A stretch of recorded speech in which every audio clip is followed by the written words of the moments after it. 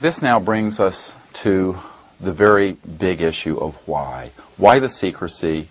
Why has this been kept away from the public all these years?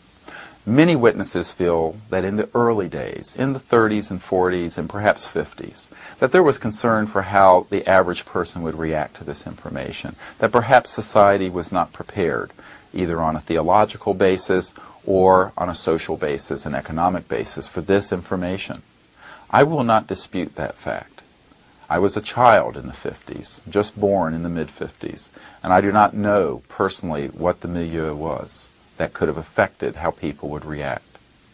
I will say that this is 2001 and not 1951.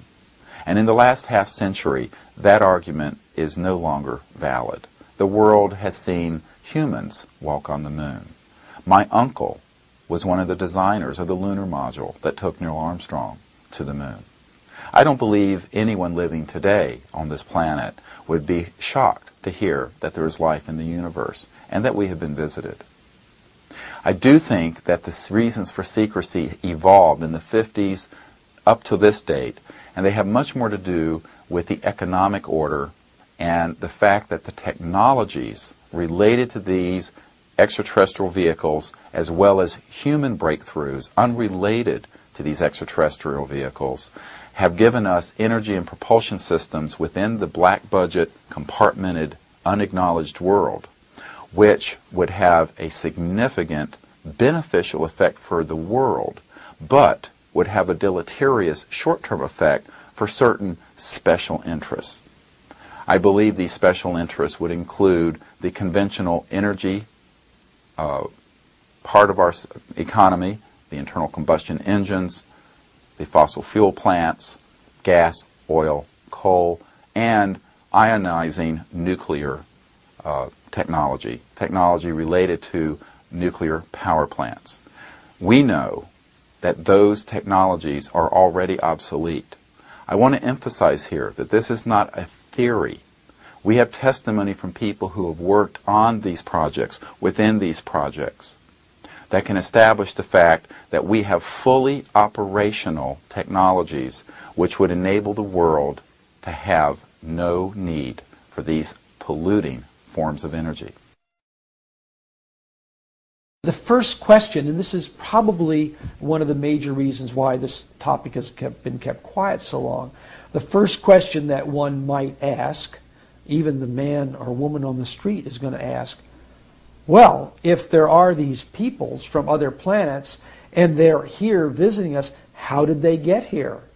Did they have to come at the speed of light and take 400 to hundreds of years to get here, even at the speed of light, or did they come with using some other technology? Then where do they get the energy to travel these great speeds? And then we start to look into the energy. They aren't using jet fuel, they aren't using coal to get here. They're using technologies that the average guy on the street, the average physicist in a university doesn't have any clue about, and yet it's very real. In a few instances, I can say there are clearly over-unity electromagnetic devices, things that produce more electrical energy out than in. We are not in Kansas any longer. Zero-point energy represents about 40 to 50 megawatts of power per cubic inch of space. That's a lot of power. That's 4,600 million watts of power.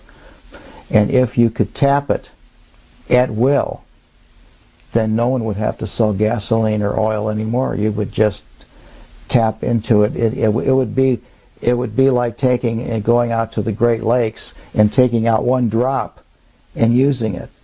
You'd hardly miss it.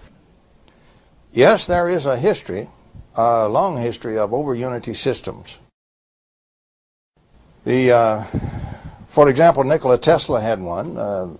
Basically, his big magnifying transformer that he had on Long Island was such an over-unity system. So this was one thing we established from the study of the foundations of electromagnetics. You are permitted to have electromagnetic systems that power themselves and their load and you don't have to put in the energy. They take it from the vacuum, the active vacuum. The bottom line of this is if we'll initiate the negative entropy and let it go, it's just like you punched a hole in the ground and you got a big gusher of oil. You don't have to furnish the pressure and you don't have to furnish the oil. Here it comes. Well, if you have one of these units, you know, that's about 16 inches long and about 8 inches high and about 10 inches wide, then you don't need to plug into Kit Carson, the local electric company. It burns nothing, no pollution, okay? It never wears out because there's no moving parts. What the people in power right now don't want us to know is that this free energy is available to everybody.